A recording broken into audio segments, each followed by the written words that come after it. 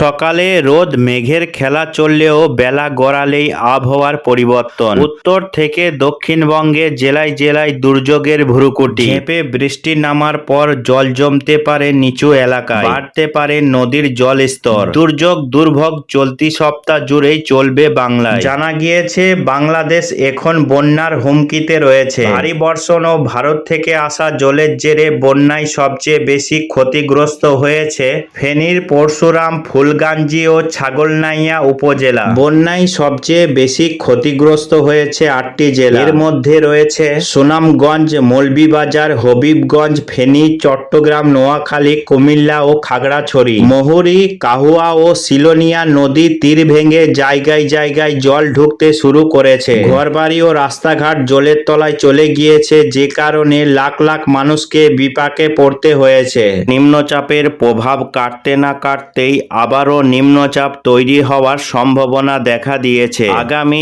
23 থেকে 25 তারিখের মধ্যে নতুন করে আবারও উত্তর বঙ্গোপসাগরে নিম্নচাপ তৈরি হওয়ার সম্ভাবনা রয়েছে, এমনটাই জানাচ্ছে আবহাওয়া বিশেষজ্ঞরা। আজ বৃহস্পতিবার 22শে আগস্ট। এই মুহূর্তে আবহাওয়া দপ্তরের বেশ কিছু গুরুত্বপূর্ণ খবর। তো আসুন দেখে নিব আজ সারাদিন আবহাওয়া কোথায় কেমন থাকবে, কোন কোন জেলাগুলিতে ভারী বৃষ্টি আর কোথায় কোথায় হালকা মাঝারি বৃষ্টিপাতের সম্ভাবনা রয়েছে। এর পাশাপাশি দেখে নিব আগামী 4-5 দিন বাংলার আবহাওয়া কোথায় কেমন থাকবে এবং নতুন করে যে নিম্নচাপটি তৈরি হতে চলেছে তার প্রভাবে কবে থেকে বৃষ্টি শুরু হবে, কোথায় কেমন বৃষ্টি হবে, বিস্তারিত জানতে ভিডিওটি শেষ পর্যন্ত দেখুন।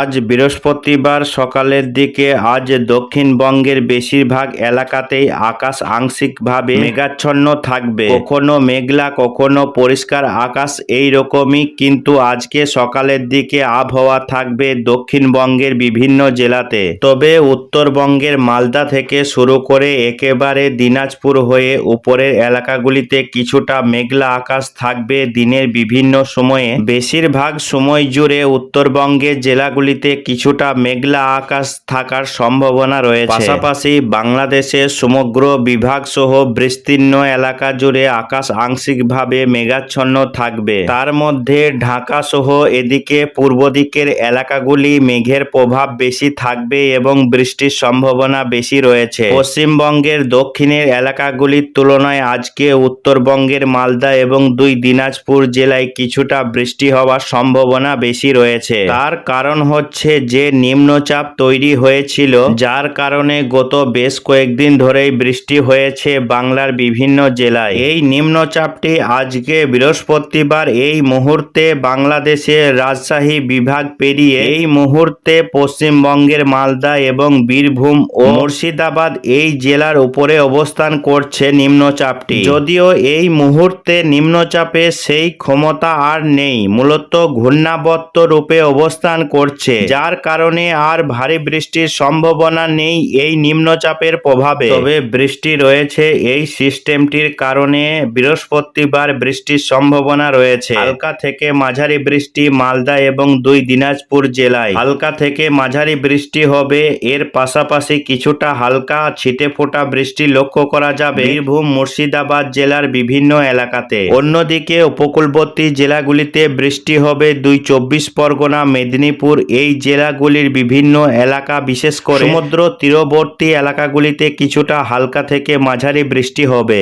এর পাশাপাশি বাংলাদেশের খুলনা, বরিশাল, ঢাকা সহ ময়মনসিংহ, সিলেট ও রংপুরের দক্ষিণ অংশে রাজশাহী বিভাগের বিভিন্ন এলাকাতে আজকে হালকা থেকে মাঝারি বৃষ্টি। এর পাশাপাশি মেঘালয়, আসামে হালকা মাঝারির সঙ্গে ভারী বৃষ্টি দেখা যাবে। আলিপুরদুয়ার, কোচবিহারে হালকা মাঝারি বৃষ্টি রয়েছে, বাকি জেলাগুলিতে বৃষ্টির সম্ভাবনা কম। তবে আজ দুপুরের পর থেকে পশ্চিমবঙ্গের ক্ষেত্রে 2 বর্ধমান জেলা, বাঁকুড়া, পুরুলিয়া এই জেলাগুলিতে কিছুটা হালকা বৃষ্টি হতে পারে, যদিও সম্ভাবনা কম। আজকে বৃহস্পতিবার মূলত বৃষ্টি যেটা হবে সেটা হচ্ছে মালদা, 2 দিনাজপুর, বীরভূম, মুর্শিদাবাদ এই কয়েকটি জেলাতে বৃষ্টির সম্ভাবনা সব থেকে বেশি। এরপরে বৃষ্টি যেটা হবে আলিপুরদুয়ার, কোচবিহার, জলপাইগুড়ি এই জেলাগুলিতে বৃষ্টির সম্ভাবনা বেশি রয়েছে। বাংলাদেশের রাজশাহী, ঢাকা, রংপুর বিভাগের বিভিন্ন এলাকা এবং খুলনা, বরিশাল বরিশালের উপকূলবর্তী এলাকাগুলিতে বৃষ্টির সম্ভাবনা বেশি রয়েছে। বাকি এলাকাগুলিতে বৃষ্টির সম্ভাবনা নিতান্তই কম। বৃষ্টি হলে খুবই হালকা পরিমাণে ছিটেফোঁটা বৃষ্টি হতে পারে। আগামীকাল শুক্রবার 23শে আগস্ট সেক্ষেত্রেও দেখা যাচ্ছে আবহাওয়াতে বিশেষ কোনো পরিবর্তন নেই। আগামীকাল শুক্রবারও উত্তরবঙ্গের মালদা, দিনাজপুর, দক্ষিণবঙ্গের বীরভূম, মুর্শিদাবাদ, উত্তর অঞ্চল, আলিপুরদুয়ার, কোচবিহার, জলপাইগুড়ি, দার্জিলিং, কালিম্পং এবং উপকূলবর্তী 24 পরগনা, মেদিনীপুর, হাওড়া, কলকাতা এই কয়েকটি এলাকায় আগামীকাল হালকা থেকে মাঝারি বৃষ্টির সম্ভাবনা রয়েছে। পাশাপাশি আগামীকাল শুক্রবার বাংলাদেশের ঢাকা, খুলনা, বরিশাল, ময়মনসিংহ, সিলেট, রাজশাহী, রংপুর বিভাগের বিভিন্ন এলাকা জুড়ে হালকা বৃষ্টির সম্ভাবনা বেশি রয়েছে। শুক্রবার দিন দেখা যাচ্ছে নতুন করে একটি সিস্টেম দানা বাঁধতে পারে।